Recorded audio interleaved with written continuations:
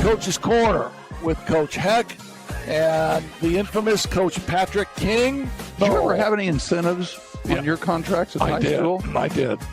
One incentive that I had was, heck, if you can go through the year without 15 technical fouls, you're going to get another $500. And you know what I said? That ain't worth it to me.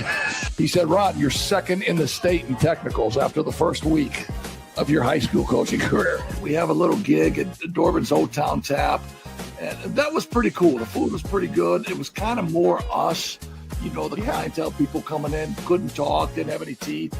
That was more our style. And then, the west side. The West Side. I'm a West Sider. Come on, man. I'm a West Sider. I got my right pant leg up, by the way. Welcome to Coach's Corner with Heck and King, live from Corby's Irish Pub in South Bend. We are presented to you by Tony Letcher with Health Markets Insurance, Han Funeral Home in Mishawaka, the Harbor Group Planned Wealth in Anderson, the Black Sedan Band in Birmingham, Alabama, and our newest partners, Williams Family Chiropractic Clinic and the Savory Colonel Popcorn Shop, both in Granger. Thanks for joining us for another season of streams on YouTube. Be sure to like the video, subscribe to the channel, leave a comment, and drop a 5-star review in your podcast feed. Now here's Heck and King. I think we are on. Are you kidding me? I absolutely dislike when things don't work. And I know it's a computer age we live in, and we're supposed to be able to fix everything. But welcome to Coach's Corner. We're a few minutes late, but we, as a podcast is, we can run this till 11 o'clock at night. Who cares? We could, yes. Who cares? My co-host, the great Pat King, is in Westfield, Indiana, working at the LIV golf outing. And so pinch hitting for Pat tonight is the great Kenny Peterson, WKRP, the greatest fact checker in the history of podcasts. Right? I don't know about that. No, but here's my question. Sure. Here's my question for Pat. And I'm going to bust Pat up when I see him next. You're going to bust a grape. I'm going to bust Pat up because, number one, who wants to go work at a golf outing when you hold the sign up and it says "quiet, please"? Those could be good at family reunions when you don't like a cousin. You just hold up the sign that says "quiet, please." No. But if you're an athlete, you can play through noise, right? You should. I'm going to be shooting a free throw, and all of a sudden they're going to hold up a sign that says "quiet, please." No, the crowd's going to be going crazy, and part of my ability as an athlete is to be able to knock that free throw down with 100,000 people screaming and cheering. So in other words, you're advocating for Happy Gilmore kind of rules on golf. I'm advocating if a golfer wants to be considered an athlete, then make a putt when people are talking. That's what I'm saying. So what you're saying is when he's up there, you want it to be like at Notre Dame on a kickoff where everybody's going, like that? Well, that'd be great. I mean, if you want to be called an athlete, then you have to perform in situations where there's noise. Yeah. Okay, so I'm a football quarterback, and we're going to talk to a great football quarterback here in a minute. I'm a football quarterback, and I'm calling out signals. Yeah. And there's 50,000 people in the stadium screaming. So all of a sudden, we're supposed to put on the thing, "Quiet, please"? Only if you're the home team. Oh, come on, Pat. Come on. I mean, you don't need to be out holding a sign that says "Quiet, please." You need to be back here in the podcast, and I hope you do. I sincerely hope you Wally Pipp Pat King tonight. I don't know about that. And you know who Wally Pipp was, right? Of course. Yeah, yes. the first baseman that got sick, and then Lou Gehrig took his place, and he was never to be heard from again. Right. So you can have a great-ass show tonight, and you can Wally Pipp Pat King. All right? Sure, if you say so. Hey, this is I love this show. I love doing this show. Corby's is an outstanding venue. And Joe Matiga has been great to us to let us come in and do the show here. The food's amazing. On Notre Dame football weekends, the atmosphere here is crazy. People are cheering. They're singing the Notre Dame fight song.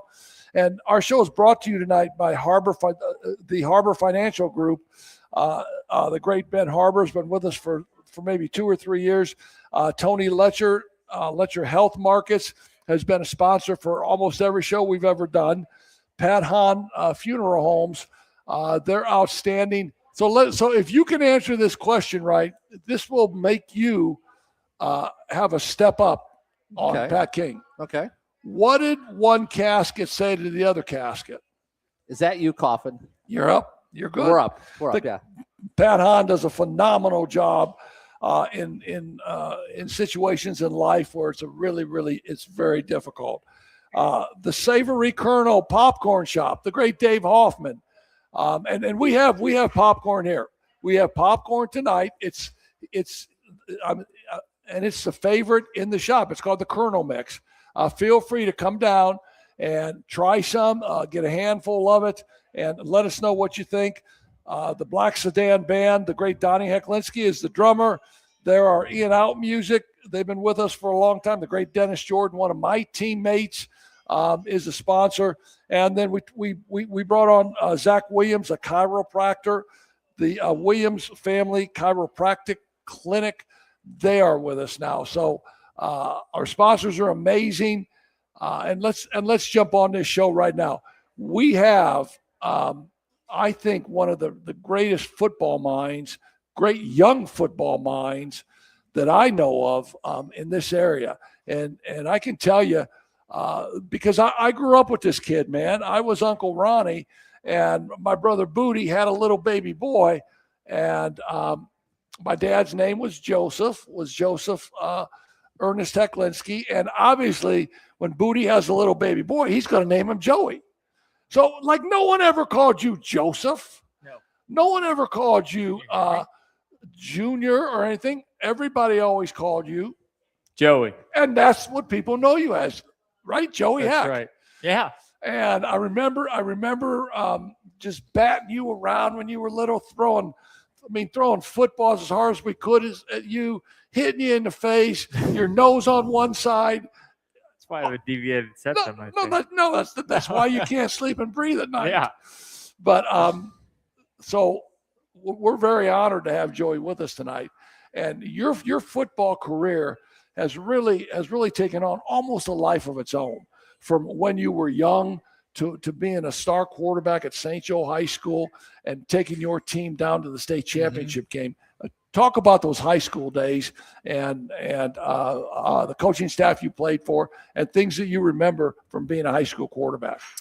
Yeah, I think first of all, even before that, I can remember, being a little kid, 5 years old, going with Hoffman's, Plutas, and my dad down to see St. Joe play in the state championship game in 1995. And then, as a kid playing football, going to the games on Fridays, hanging out, playing football, at Marion at Otulski Field on Sundays. Whose field? Yeah, Otulski. I thought that was Hecklinski Field. Yeah, I know. That should be Hecklinski Field. He won 3 state championships there. Are you kidding me? Yeah, and then being able to play. Hey, I got an idea. After the show tonight, let's go down there and let's take some spray paint and spray out Otulski Field and put Hecklinski Field. What do you think? I don't know if they'll let you do the game on Friday if you do that. No. That's a hell of a point. Go ahead. Yeah. But yeah, then playing, obviously being able to play. And, I tell this story. I wasn't going to play football going into high school. Wanted to play basketball. Tried to not sign up for football, and my dad made me play. And, thought it was slick, acted like I was signing my name to sign up and didn't. And obviously he, caught on and made me play football. And it led to a lot of great memories, friendships, bonds. You always remember your high school, your high school days. And no matter if you play in college, NFL, right, you hear those guys talk. They're a lot of times their most fun memories were playing on Fridays underneath the lights at night. So, it's cool to be back coaching now. Well, I got some good news and bad news for you, though. Okay. And I'm sorry I cut you off, Kenny, but I just got to get this in there. Your dad made a hell of a choice in making you play football and get out of basketball, man. You know why? Because you had the Hecklinski lack of quickness, lack of athleticism. You had a gun, and we used to call you Tommy Gun. Yeah. You could throw the football, but your J, I don't know. When I was like 40, I was beating you in horse with your J. Yeah, I had to let you. You wouldn't play me if I didn't let you win. Probably. All right, Kenny, you got something for the great Joey Heck. I got something, Joey. Where are you at now? For the people that don't know where you're coaching. Hey, hold it. We're in a chronological order. Oh, okay. I'm sorry. He is going to get there. Yeah. He is going to get there. So now, who is your football coach at St. Joe? That I played for. Yes. Kevin Downey. Kevin Downey, Yep. and then Ben was on the coaching staff too, Yeah, right? Ben was the defensive coordinator. And Corey Betzer was on the staff. Yeah. Yes. Yep. Yeah. Corey Betzer was a really good friend of mine. Yeah. Corey Betzer is a really cool guy. And so your senior year, is that Kevin Downey's last year then? No, I think he coached maybe 1 year after that at St. Joe. Then he went to Elkhart Memorial, but Ben took over. Yeah. And was there. I mean, we're in Ben's second stint now. But yeah. So then you're done playing high school football, and as all the Hecklinskis did, I can't think of any of us that didn't. We all wanted to play college athletics. Yeah. I mean, I played at Manchester. Booty played at Manchester. Donnie played baseball at Indiana Central, which is now the University of Indianapolis. And Mickey played football at Hanover College. And our cousin Tommy played football at Indiana State.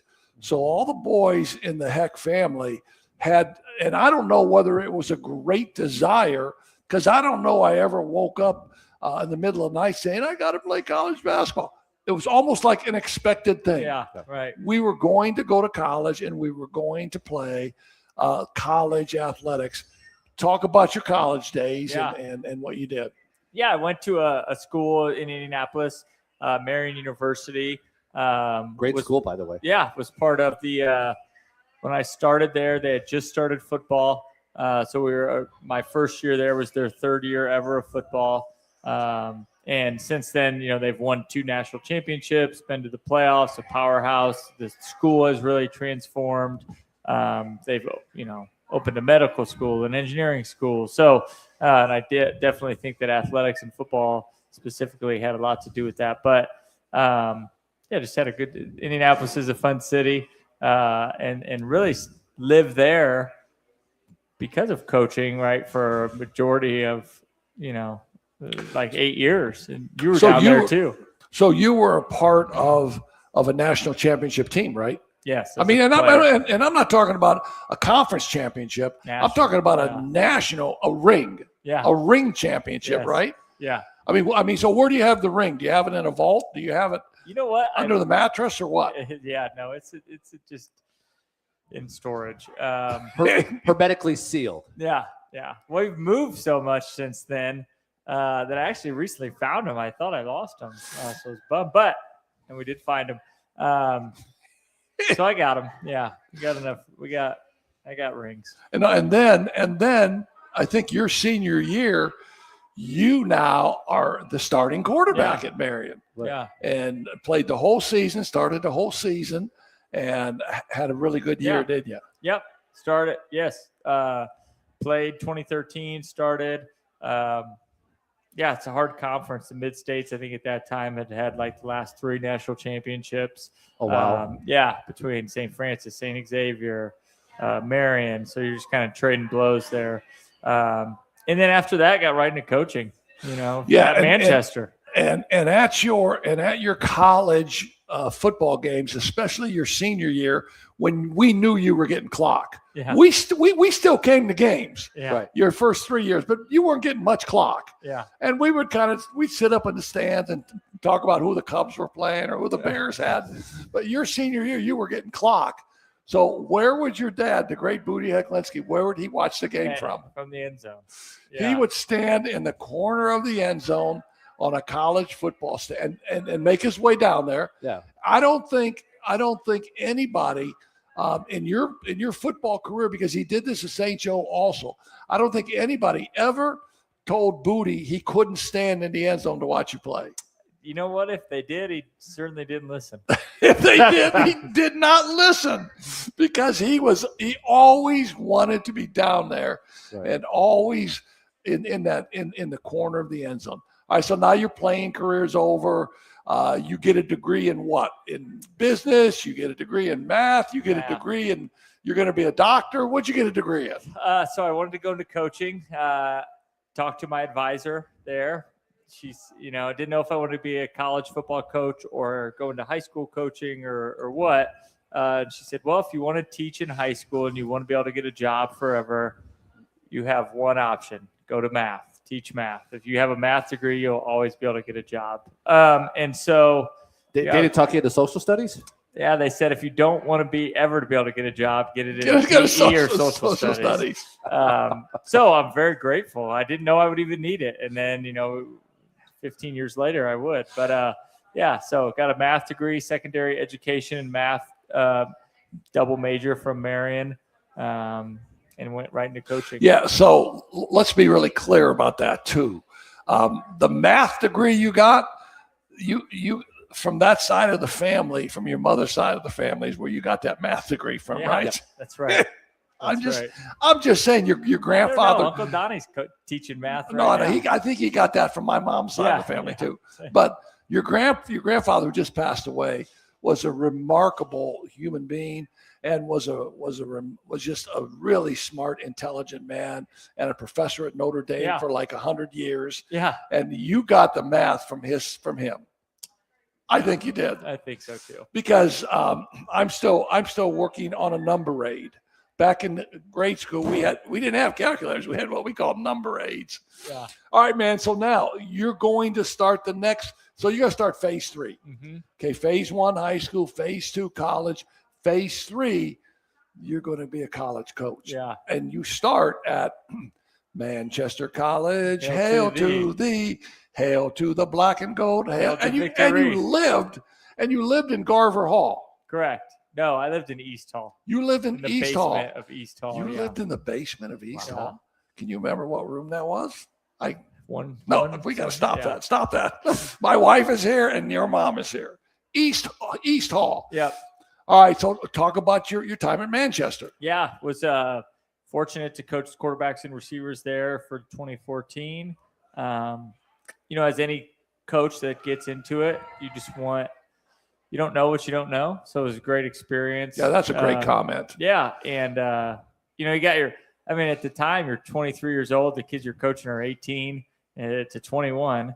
You're eating with them in the dorm, you're doing your laundry down the hall from them. So it was an awesome experience. I got my meals paid for. I got room and board paid for and cable subscription at Manchester at HBO. So, what more do you want? No, really, what more do you want? Yeah. And I have to ask you, since you've coached at the college level, what's the biggest difference between coaching at the college level versus the high school level? I think just the time and the preparation that goes into it. At a high school, most of the time you're teaching during the day, or you have an assistant, a group of assistants that have a daytime job. Right. And at the college level, that is your job. So you spend all day doing football. But you're like 6 steps ahead of the cart here. Yeah. You have been on your 2 questions. It's the journalistic. Hold on for a second. I know it is, but hold on, because we're doing this in chronological order. You leave Manchester after a year. Yeah. And you go where? I went back to Marion, so I was able to go back and coach where I played, which was fun. Was there for 2 years. So 2014 Manchester, first time we had beaten Trine since 2006. Our offense was really good. 2015 and 2016, I was coached the running backs at Marion. We won the national championship again in 2015. Got another ring. So you found that ring too, right? I did. Okay, yeah. Good. And then 2016 also coached there. We had a really good year. Got beat in the playoffs, but very, very, very, very good players. Very good coaching staff.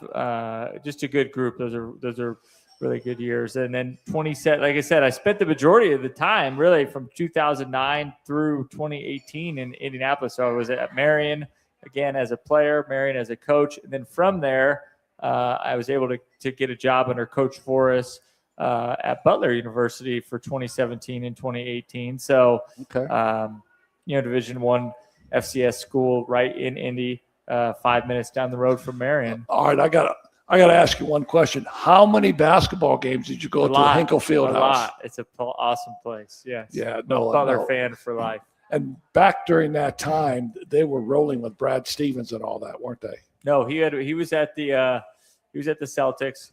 They were rolling with Chris Holtman. Yes. Coach Holtman was there, and then Coach Edwards. They had some really good players. Kamar Baldwin. They had just joined the Big East. It was an awesome time for sure. And then from Butler, now you go straight up the ladder, Division I.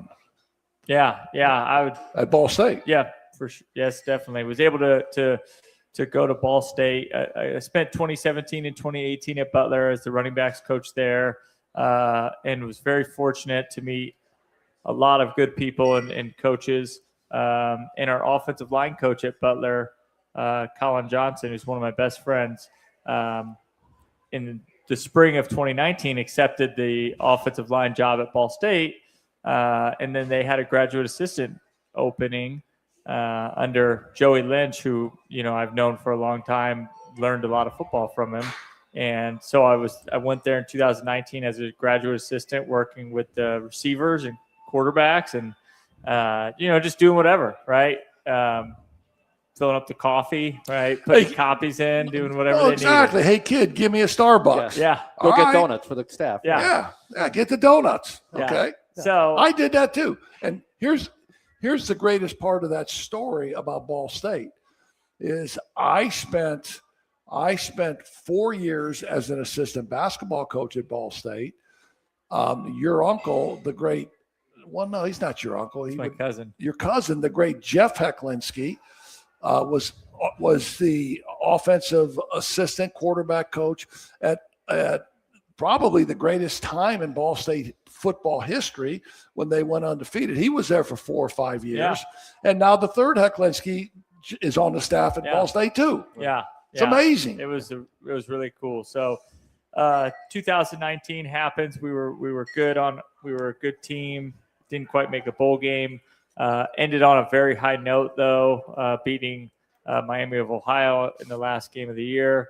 And then in that wintertime, as a graduate assistant, you're trying to find you're trying to land a full-time job. You want to coach a position, and but so in that wintertime, there was some staff change up, and I was able to coach the quarterbacks in 2020. Got promoted to be the quarterbacks coach for the 2020 season, which was COVID, right? So it was a unique challenge, but we ended up winning the MAC championship. First MAC championship in 24 years since 1996. First bowl game victory in the history of the school. It was a really, really cool time. And then from 2021 to 2023, coached the running backs and recruiting coordinator there. So overall, spent 5 years at Ball State.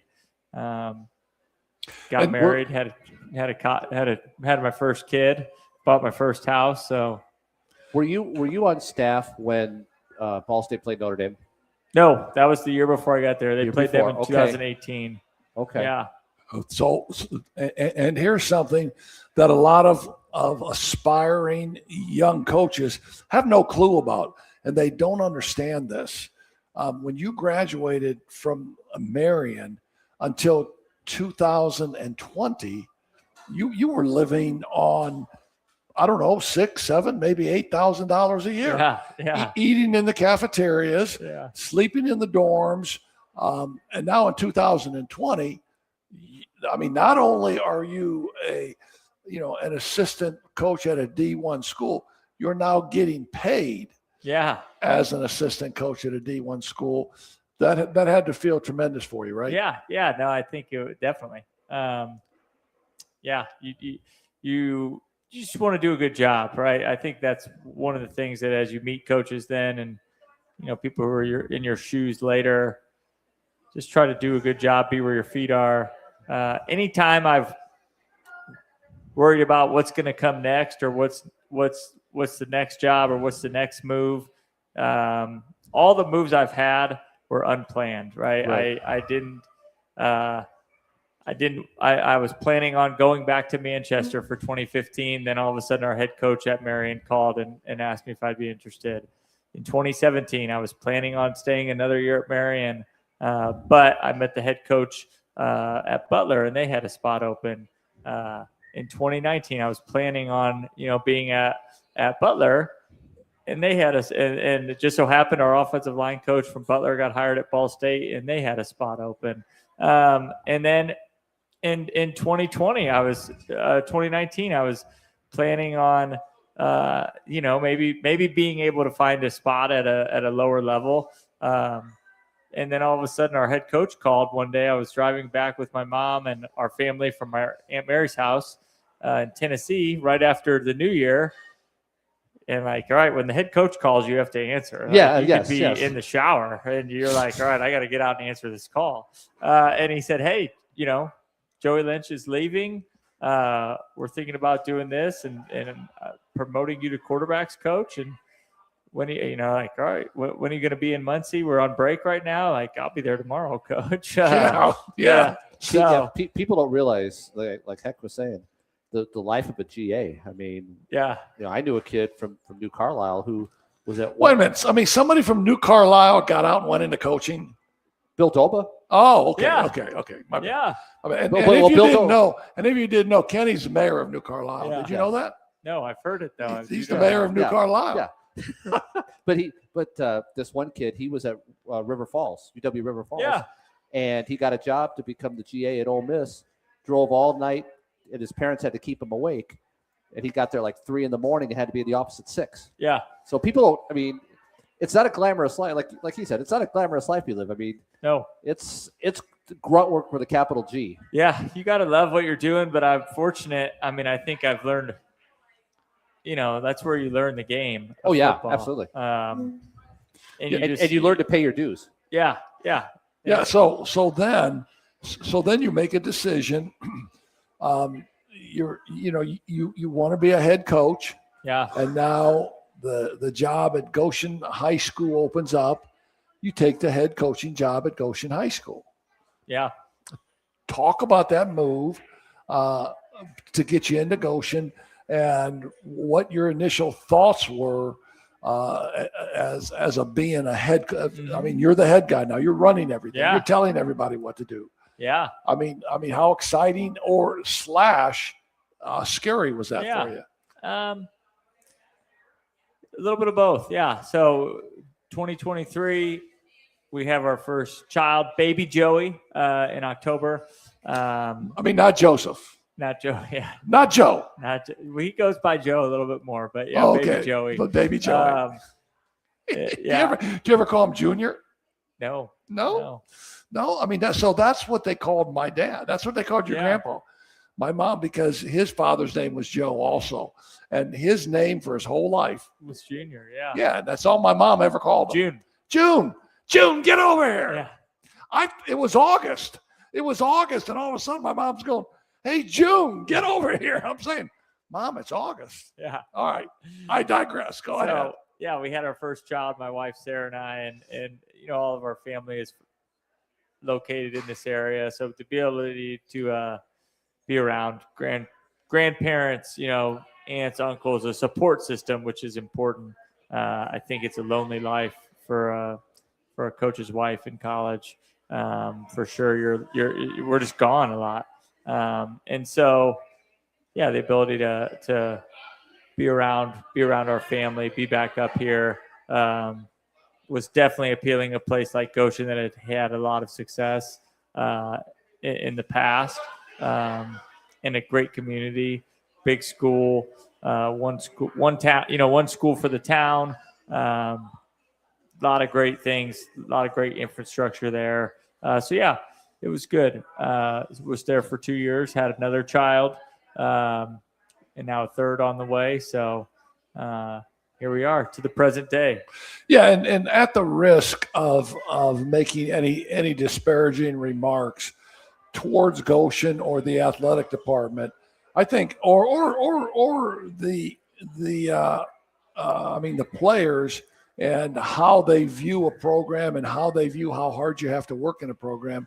I mean, sometimes a coach just gets in there and he sees that this is tough, that this is a tough place, and it's not the place for me. Yeah. Regardless of how you want to say it, it may just be not the place for me. Yeah, I don't think necessarily even not the place. Maybe just not the time. With young ones, three going to have 3 children under 3. The ability to be at home.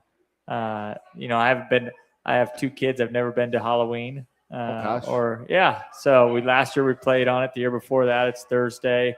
And the one thing about being a head coach is you have to be there. You have to be the guy. If your assistant, if my assistant calls and say, hey, I'm not going to be, something's up, kid's sick, work, have stuff to do at work. Okay, no problem. When you're the head coach, you got to be. You got the whistle, right? You got to and a lot of people are relying on you, not just the players, but the parents, right? The supporters. But it's a great community. They care deeply. They have a very good coach right now, Coach Heckerman, Griff Heckerman. Young guy, lives in Goshen, has a wife, has really poured into the program. And I do think we got some good things started.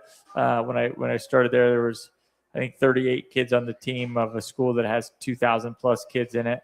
So we're able to get enrollment, boost enrollment.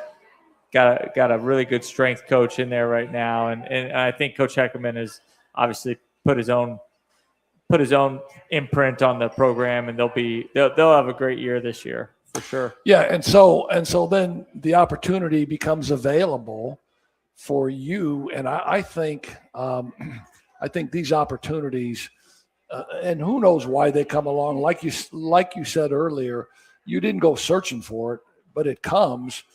You have the opportunity now to be the offensive coordinator at St. Joe High School.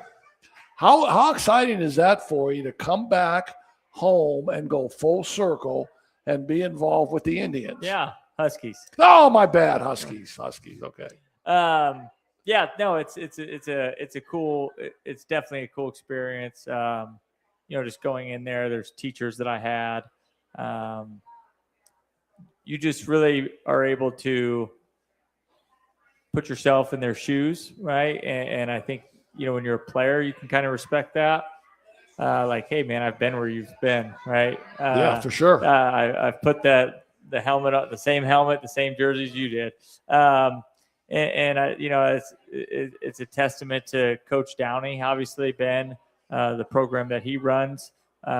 Because so many guys are alum and our alums who are coaching and want to give back. Obviously, it's because they had a positive experience and the program means something to them. I told the kids in one of our first meetings, hey, guys, you got to understand, you come from a program with great tradition, and with great tradition comes great responsibility. So, right, there's going to be people every game that are rooting for you and looking at you that you don't even know about. You don't even know who the person is, and they're looking at what you're doing. So there's a responsibility that you have to the players who came before you, the coaches and players that you are there now, and then to the players that are going to come in the future, the little kids who are watching, to make sure that you represent St. Joe football to the best of your ability. So the Huskies were 12-2 last year. Yeah. They get beat in the semi-state game to Dwenger? Yeah, Fort Wayne Dwenger. Yeah, 28-7. And a good football team. Defensively, they were really, really good.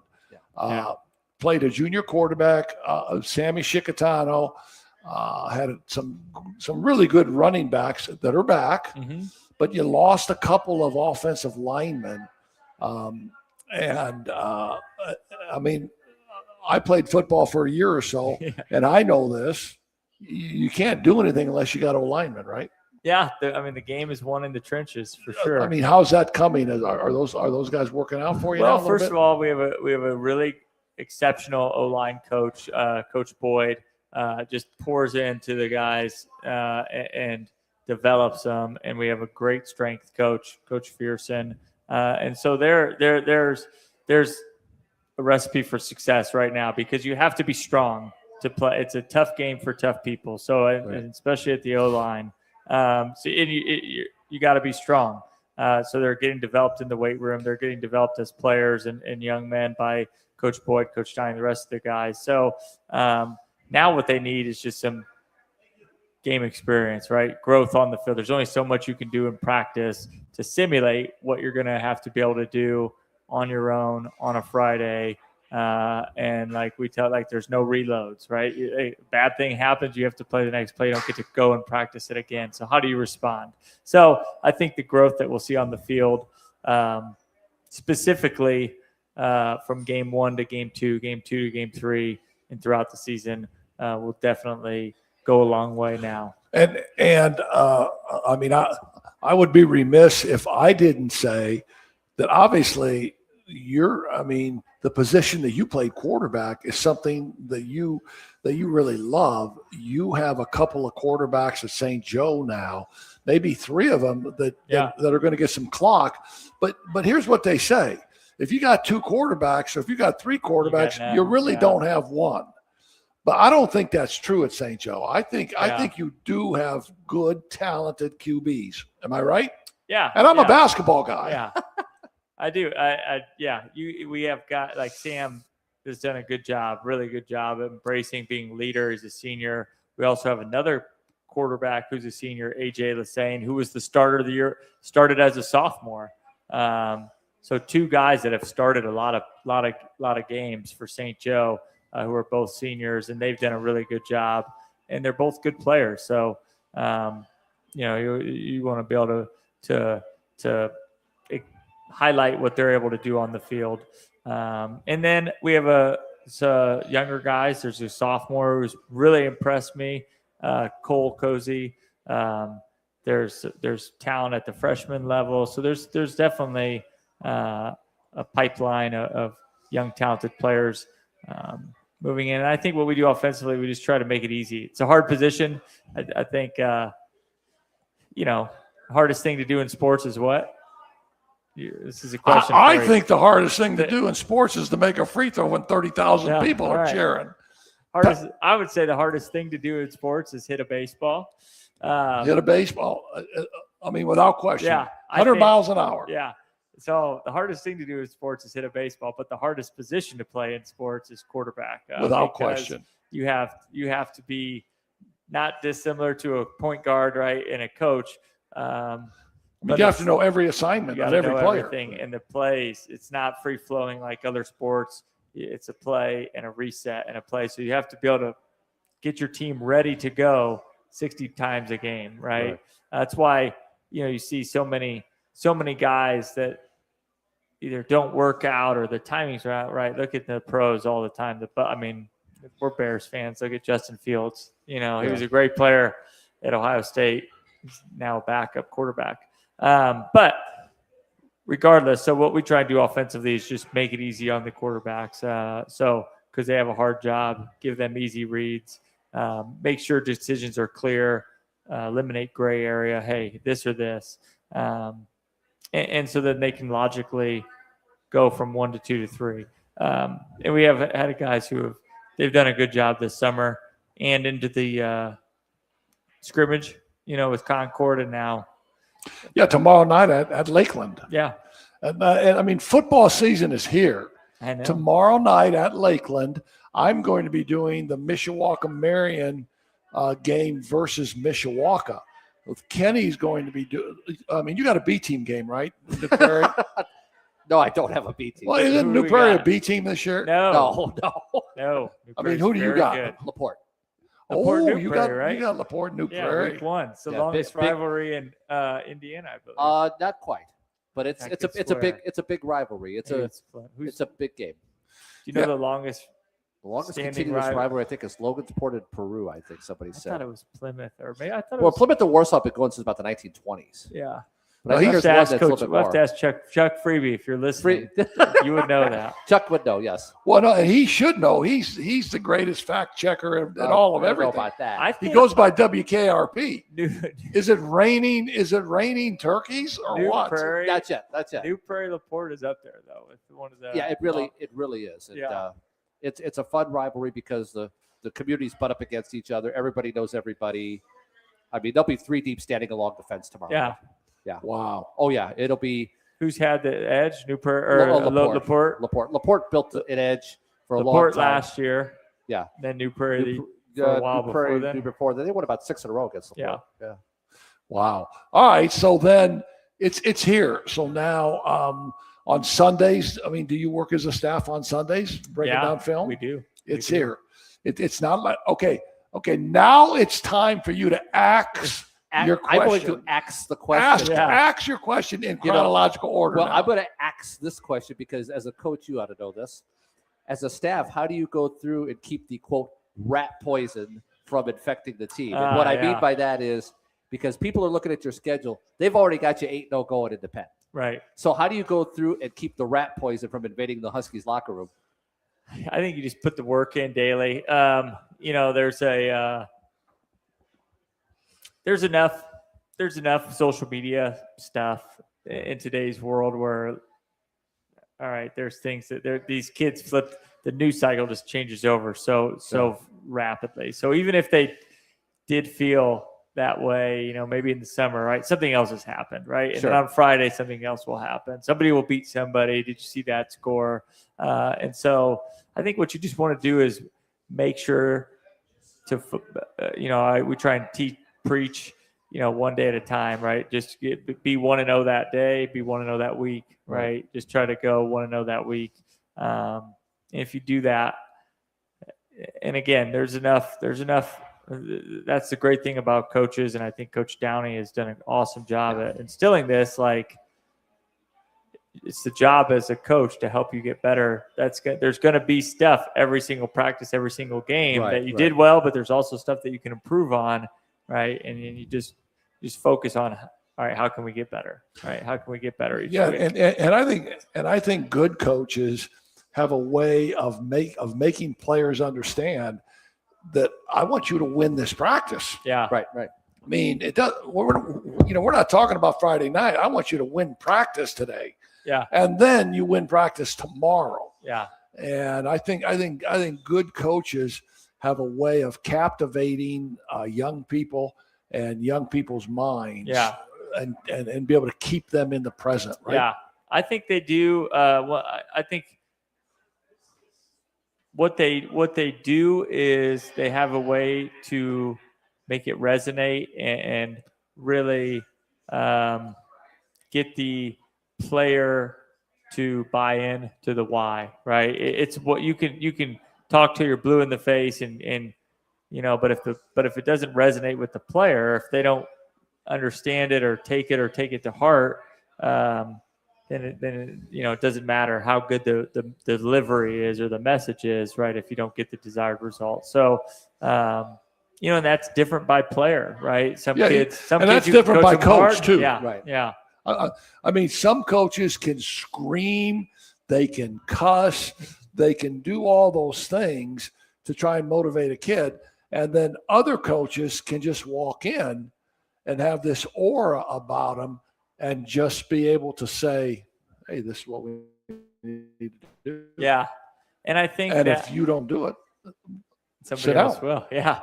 And I think that's one thing that, I've definitely learned. And anybody who's coached long enough has learned that you have to be yourself, right? You can't 100%. you can't be, especially me growing up as a young coach, you try to take on, all right, this is how Coach New did it, or this is how Coach Forrest does it. I ought to be like this, or this is how your OC does it, or somebody on TV, players can sense when it's not authentic. Right. And you really got to be yourself out there. No, I think that's really important, and I think you do a great job of that. I want to thank you for coming in, because I know your time is so valuable. These are moments where you can be with your your children. Yeah. These are moments where you can be with your wife on a Thursday night. That's kind of a deal where you just kind of can come home and chill for a minute. So I want to thank you for coming in. I mean, when you were this tall, when you were knee high to a grasshopper, me and Booty would sit back and say, man, Joey's going to be the deal. And Grandpa and my dad and your other Grandpa T, Joey's going to be this. Joey's going to be that. Well, yeah, I mean, we said it, but you had to go do it. Yeah. And I'm so thankful that you did sign up to play football. Yeah, me too. I'm thankful. Me too. Listen, man, good luck. Take care, and I will be at Game 3, broadcasting Game 3. Why not Game 2? Game 2's a home game. Game 2, I have to be at a wedding in Michigan. I know, but I will be there, and I will see every game after that. Okay, deal. All right, man. Yeah. The great Joey Hecklinski, offensive coordinator, and they call him Coach. Yeah. Coach Heck. I see you, man. That is the great Joey Hecklinski, who just does a tremendous job and has a great feel for being brought up in a coaching atmosphere, and B, understanding how to compete, understanding what it takes to be not only a great player, because he was a great player. He gets a full scholarship to Marion. He wins a national championship at Marion. He understands how to compete there. And then he goes into the business. He goes into the coaching business and has been doing that for, I don't know, maybe 12 or 13 years, and is a very, very, very successful coach and does it the right way. And I thought, Kenny, you're losing points, man, from being in and out. I think Pat's going to be okay.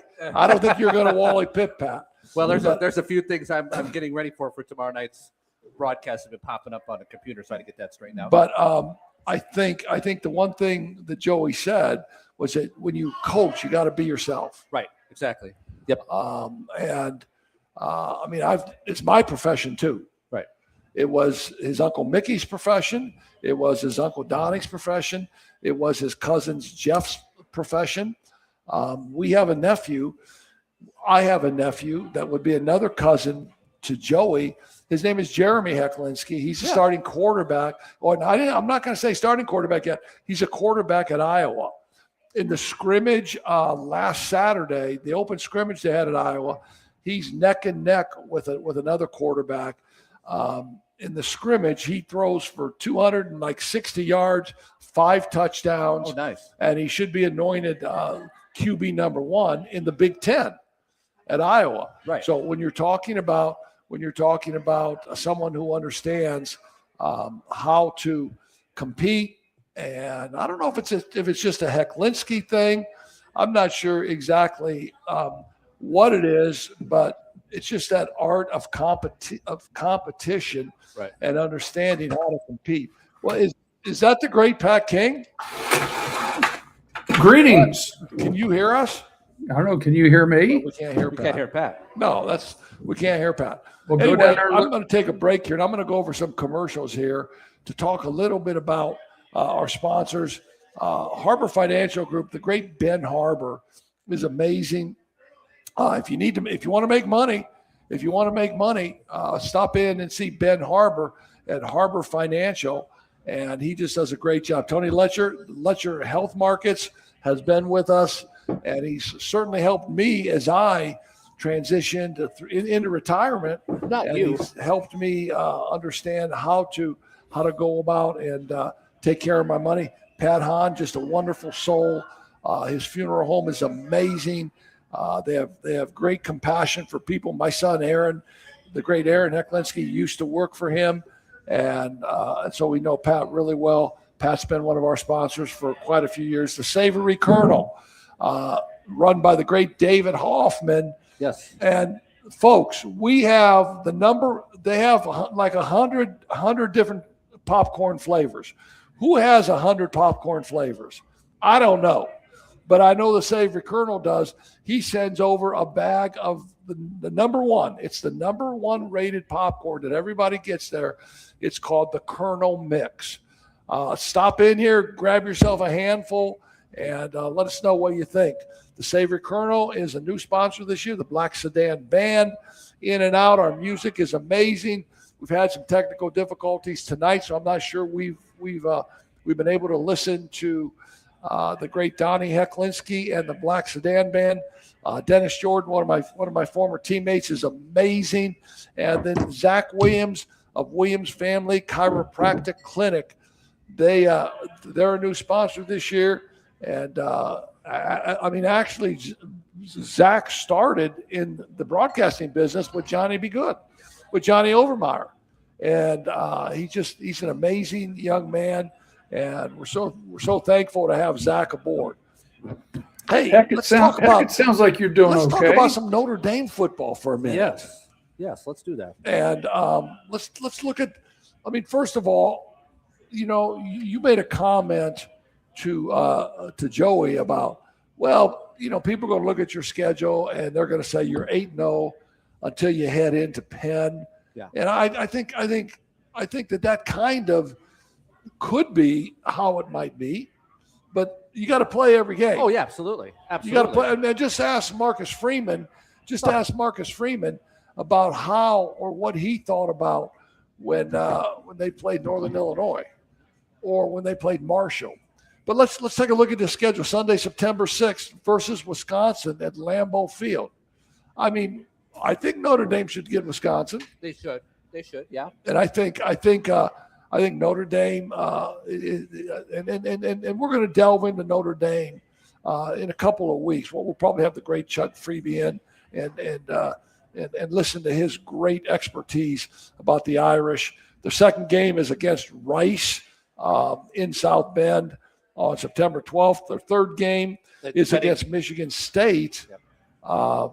Depending on the weather for that Rice game, it could be boiled rice for the fans. Yeah, no, it could be. I mean, it should be. Yeah. It should be. But Michigan State, Pat Fitzgerald, the ex-coach from Northwestern, just took the Michigan State job. It'll take him a while to get things turned around. Right. But he will get things turned around. He's an outstanding coach, and he will get things turned around at Michigan State. That's at home on Saturday, September 19th. Saturday, September 26th at Purdue. Purdue's been struggling for a long time. Yeah. So I don't think that should be any problem. Saturday, October 3rd at North Carolina. Bill Belichick. I wonder if his girlfriend's going to let him coach. That's a good question. I mean, no, I don't know. He may have to go to the senior prom that day. I wonder if his girlfriend is going to be able to say, hey, Bill, you coach today or let the assistants coach? I don't know. That's at Chapel Hill on Saturday, October 3rd. I think if Bill Belichick is coaching, it's his second year, he's got his systems in, that might be a game maybe. Saturday, October 10th versus Stanford here in the stadium. October 17th, Saturday at BYU. The Holy War. The Holy War out in Provo. Saturday, October 31st versus Navy. I think that's at Foxborough, isn't it? Yes, it is at Foxborough. And that's one of those games where it's assignment football. Yes. It's assignment football. And if you don't take care of your business in that game, then there could be some issues there because they're really good at what they do. And you're talking about the option style football. Saturday, November 7th versus Miami. Is that of FLA or of O? That's Miami, FLA, Florida, in South Bend. That'll be a game that I'm sure Notre Dame has circled on this schedule for a few for a few months because that was a tough loss that they had last year at the beginning of the season. And then Saturday, November 14th versus Boston College in South Bend. Saturday, November 21st versus SMU at home. And then the last game of the season, Saturday, November 28th, that's Syracuse. So as you go down the schedule and you say, I mean, could you realistically say that's a 12-0 schedule? Yes. Every year it's a 12-0 schedule. I think they can win at Provo, although it's going to be a pretty crazy atmosphere. I think Miami here in November, with the weather that could be dicey, because we've seen through the years how Miami has not really liked playing in anything above or below 60 degrees. And that's the first weekend of November, so the weather could, and it's going to be at night. A little. It's going to be at night. So yeah, 7:30 kickoff. So you figure the temperature probably by kickoff in a normal year in South Bend is between 35 and 40. So the colder the better. Yeah, and really a new QB for Miami, as Carson Beck has matriculated into the NFL, playing for the Arizona Cardinals. Right. And has got some pretty good play here in the preseason. 11-1, 12. I think 11-1 would be the absolute worst that you could see. Right. But 12-0, I think, is doable.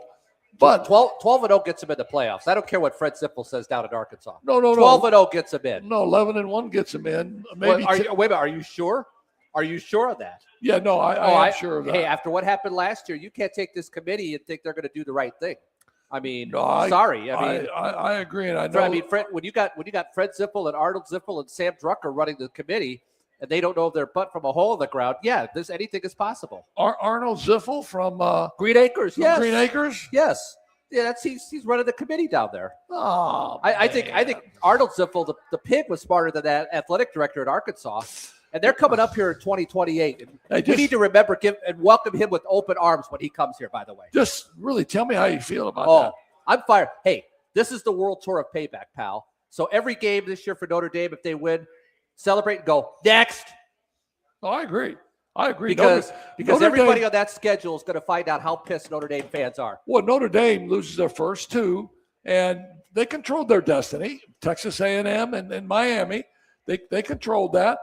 Two big-time programs, two big-time teams. They were in both of those games. They had a chance to win both of those games, and they lose, and then they by a combined 4 points. And then they reel off the next 10. Mm-hmm. And, we all know it was a travesty. It was a travesty because there's no excuse that Alabama should have gotten it. 100%. I could go on all night about this, but I'm telling you, folks, September 6th begins the payback tour. And Notre Dame fans better be ready to come out and fired up and show the world that we mean business. At Lambeau Field, nonetheless. I don't care if it's at school field. I'm wearing my Chicago Bear outfit to the Lambeau Field for that game. Good. Let me ask you this question, okay? So we all I'm know, a little fired up on the subject of Notre Dame football. I mean, we all know, and Joey talked about this a little bit, how important quarterbacks are and how the fallacy is that if you have two quarterbacks, you really don't have one. Well, that's only in the case if you have two quarterbacks that aren't very good. Right. Notre Dame has a Heisman candidate, C.J. Carr. But here's my question. If C.J. Carr goes down, if C.J. Carr is injured, where are the Irish? In deep trouble. Blake Herbert, his second year, a 6'2" sophomore, took scout team reps last year. Yeah. Is Blake Herbert going to come in and take over for C.J. Carr if C.J. Carr goes down? Right. You got two freshmen, Noah Grubbs, 6'4", Teddy Gerard, 6'4", athletic type guys, but they're freshmen. Right. So the whole key to this Notre Dame deal is C.J. Carr staying upright. Yes. And I think that's really, really important. And obviously, it's something that when you take a look at the Fighting Irish, C.J. Carr, a possible number one draft pick. Oh yeah, absolutely. A number one draft pick, and then a Heisman Trophy winner, C.J. Carr. But anyway, we will delve into Notre Dame. We'll delve into Notre Dame in the next week or so. We have a little time before that first game, that Sunday night game, September 6th, after a Saturday, September 5th. But September 6th, the Irish will play on a Sunday night game at Lambeau Field, and I think that'll be really cool. Take a look at some football here, some football in Northern Indiana. We got two really good conferences, the NIC, the Northern Indiana Conference. You got Elkhart, Marion, Newberry, Penn, Adams, Riley, St. Joe, Washington. Really? Washington. Yes.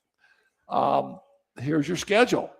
Elkhart at Concord, right off the jump. That's going to be a good game. At Jake Field, and they're rededicating Jake Field that night too, because they did all that work there with the field turf, the new press box, the whole ball game there. So that'll be Larry Jacowiak was just a wonderful human being.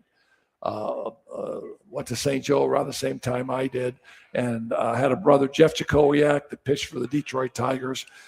Whatever they do to keep Larry's name in bright lights is tremendous. Elkhart has great athletes. Right. They're a huge school, 4,000 or 5,000 students now because they combine great athletes. We'll see if they can be coached up. Hammond Central at Washington. Go with the Panthers on that one. Hammond Central has really struggled the last several years. All right, Hammond Central at Washington. Bishop Noah at Riley. I'm taking the Cats on that one. Bishop Noah at Riley. LaPorte at New Prairie. Coin flip. Depends No, on. when Joy was here, you said Slicers.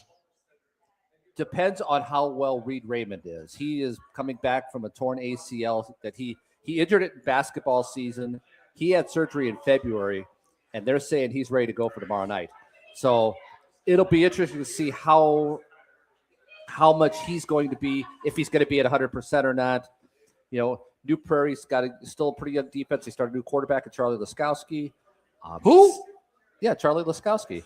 Is that in relation to the great John Laskowski? Played basketball at St. Joe? That's a different spelling. His is L-U-S. Oh, okay. But he's 6'3", which at New Prairie a quarterback is. John was 6'5". Yeah. I mean, do they call him Laz? No, they just call him Charlie. Laz. I love Laz. Laz had a J that you couldn't. Laz had that in hand. He'd break that wrist off. Love John Laskowski. That should be a good one at Amity Miller on Friday. Mishawaka at Marion, the great big cat Joe Caldroni makes his debut as the head football coach at Marion. I mean, that looks nice. Big Cat is a former assistant at Mishawaka. I don't think he got enough time in to put his system in yet. Right. But I think he'll do a great job of coaching Marion. I got to go with Keith Kinder. And we had Keith Kinder on last week. Keith Kinder was the best. He's the best. So we got to go with Keith Kinder. Adams at Culver Academy. This one goes under the who cares? I care because I like Andy Durrell. No, I like Frankie too. Frankie does a nice job. Frankie's done a pretty. I mean, Frankie won 4 games last year at Adams. Right, and that's a great. I mean, if you've never been to the academy for a football game, it's really special to go there and to see the Corps of Cadets march in. I mean, they got a statue of George Steinbrenner there.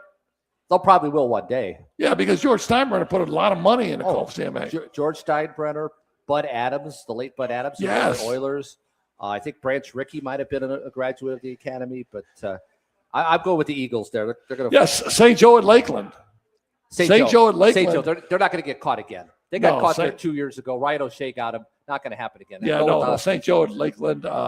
With Joey Collin play, St. Joe will score a lot of points, and St. Joe's defense is really, really good. I think last year they gave up, for the longest time during the season, they gave up under 10 points a game for a long time. And then Valpo at Penn, it's always a big game. Valpo from the Duneland Conference, Penn, a powerhouse here, but the game's at Penn. I'm going with Penn. I look for Penn to take that one as well. Let's take a look at the Northern Lakes Conference with Concord, Goshen, Mishawaka, Northwood, Northridge, Plymouth, Warsaw, Wawasee. You know the only thing that happens in Wawasee? Water skiing. Water skiing, yes. Water skiing. Yes. Because the Great Lake is amazing there. Angola at Goshen, I don't know. Angola or Goshen? Okay. As Joey's eating, he gives me the thumbs up. The Red Hawks. Okay. We got the Red Hawks against Angola. We talked about Elkhart, Concord. I think Concord's a really good team, but Elkhart's got players. Right. Snyder at Warsaw. Bart Ball at its finest at Fisher Field. I'm taking Bart. Yeah, Bart Curtis is the best. Unbelievable. I love Bart Curtis. We already talked about Big Cat, Mishawaka at Marion. Northridge at West Noble might go under the thing. Who cares? But Kirk Amstutz. Don't care a Ligonier. Kirk Amstutz is the new coach at Northridge, a really good coach. Northwood at Columbia City.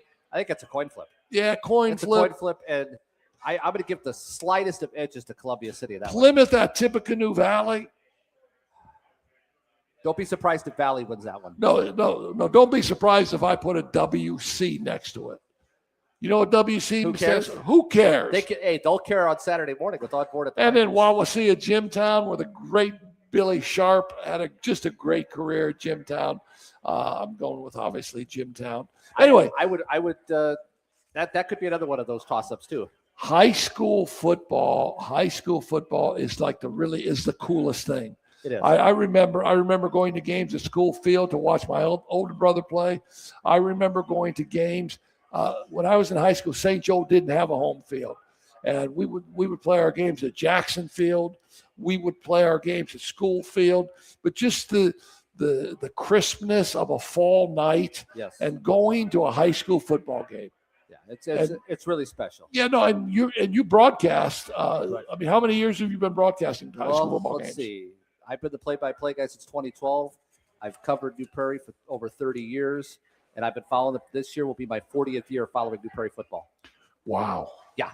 No wonder. I've seen it all. No wonder they call you the mayor of New Carlisle. Yeah. Major League Baseball. We're just coming off a series where the Cubbies and the White Sox at Wrigley Field, 3 straight games, sellouts all 3 games. Yes. You saw an MVP candidate in the first game, Pete Crow Armstrong, lead off the game with a jack, end the game in extra innings with a jack, and the Cubbies take 2 out of 3. But I don't know. Are you a White Sox guy? Oh no. I mean, you're a Cubby guy. Oh yeah, absolutely. I'm a Cubby guy too, but I will say this much. I will say that the White Sox are young, they're good, And they're only going to get better. and they hustle, they play hard, they're really, really, really good. Yeah. We have Jamie Pluta in the house here tonight, and he's the director of football operations at St. Joe. He does a great job. Yes. He also has ties to the Savory Colonel. It's been, I mean, we got off to a rough start here because we had technical issues. What else you got? You got anything else you want to throw at me, man? Throw something at me. I'll throw something at y'all. We'll talk. Okay, throw something at me. We'll talk about a little bit our preview of our broadcast tomorrow night here on broadcastsport.net, because you'll be doing your game on Regional Radio Sports with you've got Mishawaka tomorrow night, don't you? Yeah, no, I have Mishawaka, man. I already gave a preview. Yeah. Big Cat coming over from Mishawaka, he's going to instill his toughness. He's going to instill his way, the Big Cat way, but it's going to take him some time to do it. Right. Really good running back, Vinny Gruber, but you have the 2-headed monster at Mishawaka with Landon Snyder rushing for 1,400 yards and Caden O'Neill rushing for 1,400 yards. You have interior offensive linemen back from Mishawaka. It's going to be a tough night for Marion. I think the emotion early will be on the side of Marion, but good teams, and I coached for like 100 years. Good teams take emotion out of the game. Right. And the exactly. quickest, and the team that takes the emotion out the quickest is usually the team that wins. And Mishawaka will just grind, Flexbone style, Right. and take the emotion out of the game. And then it just becomes a football game. Right. And of course, we'll kind of have that tomorrow night at Amzie Miller Field as New Prairie will take on LaPorte for the milk can. They have a milk can that they've painted. One part of it says LaPorte on it. The other side says New Prairie on it, with the scores of all the games on. That's amazing. On there. Yes. In fact, the gentleman that will be filling in for Pat tomorrow night is the sports director at WZZM TV in Grand Rapids, New Prairie alum, and he also was one of the founders of the milk can. Seriously. Matt Gard will be on the call with me tomorrow night. And of course, Jim Airbrandt will be providing all the great video from Amzie Miller Field. And we'll get things started at 7:00 Eastern tomorrow night from Amzie Miller Field with a special 1-hour edition of the Digsy Dogs and Grill pregame show from Amzie Miller, and we'll preview the game. And if you can't make it out to Amzie Miller Field, please take the time to join us at broadcastsport.net and the IHA Champions Network. And if you go out to Amzie Miller Field tomorrow night, I just got one thing to say. Get there early because parking will be at a premium. There will be I'm not kidding you, folks, when I say the crowd tomorrow night at Amzie Miller Field will be 3 deep along the fence on both sides. And I will say this much. If you're going to play pickleball in New Prairie tomorrow night, get there early. We went to the fair. In New Prairie. Nice, fair food. The hometown days? Yes, we went to the hometown festival, and then we're going to play pickleball. The courts are filled up. If you're not going to the game and you're going to play pickleball tomorrow night, get to the courts early. Okay? I'm just saying. Well, there's going to be a lot of folks who will be at the game, and of course there'll be some folks watching at various establishments throughout the New Prairie community tonight. Yeah, so there's a golf outing and an outing at Notre Dame called the Bone Frog Open, and it's September 20th. On a Sunday, and then I believe the golf outing's on the 21st, which is a Monday. Yes. It's a huge outing. It's Zach Williams talked about it last week. And go to the internet and pull up the Bone Frog Open. You can go to a party on Sunday night where you can just bid on a lot of Notre Dame stuff, and then if you want to play golf, you can join the golf. But it's for a great cause. It's for the Rangers, the military veterans. Okay. There's going to be a really, really famous Ranger there who was part of the fight that took down. I think it was Bin Laden. Yes, I believe so. Not Ranger Smith from Jellystone Park. Yeah, no, exactly. But pull up information on the Bone Frog Open and see what you think. Again, our great sponsors. Is that on Facebook too, by the way? That is on Facebook. Okay. But pull it up and look at it and think about stopping over to Notre Dame and being a part of that. The Bone Frog Open, the Irish edition. Our great sponsors again: Ben Harbor from Harbor Financial, Tony Letcher from Health Markets, Patrick Hahn from Hahn Funeral Homes, David Hoffman, and the great Jamie Pluta from Savory Colonel. I've never, when I think of eating popcorn, hey, give me some popcorn. Throw a little butter, throw a little salt on there. When you talk about the Savory Colonel, you're talking about green apple popcorn, spicy dill popcorn, jalapeno cheddar popcorn, bubble gum popcorn. You're absolutely kidding me. But no, the great Jamie Pluta and the great David Hoffman Jr. have come up with this stuff. I got no idea how you make bubblegum popcorn. I got no idea. You chew it or you eat it? I don't know. But what about black cherry popcorn? Great Jamie Pluta's in the house. Just go ahead and ask him what it is. Savory Colonel's with us this year. Black Sedan Band, Donnie Heck. Man, I'm clapping.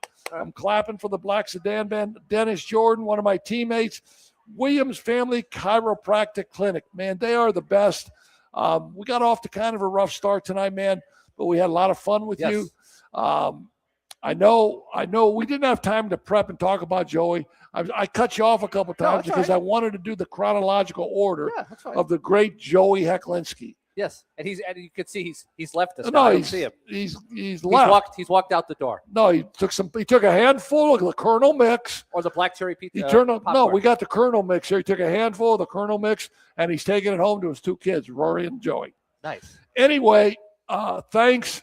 Pat King should be back with us next week unless we get enough votes on YouTube to vote him out. I don't know. We'll see. We'll see how the vote turns out. Kenny, great to have you. Thanks for pinch hitting. And get to a high school football game tomorrow night. Yes. Kids are working. They've been working hard. They've been working in this heat in August. Stop in and support your local high school team and support those kids that work so hard. Best $7 you could spend on a Friday night. No, 100%. 100%. Get a hot dog, get a Coke. And on your way home, stop at the Savory Colonel. There you go. All right. That's it for Coach's Corner tonight. Peace. We love you. We will see you next week. All right. Adios.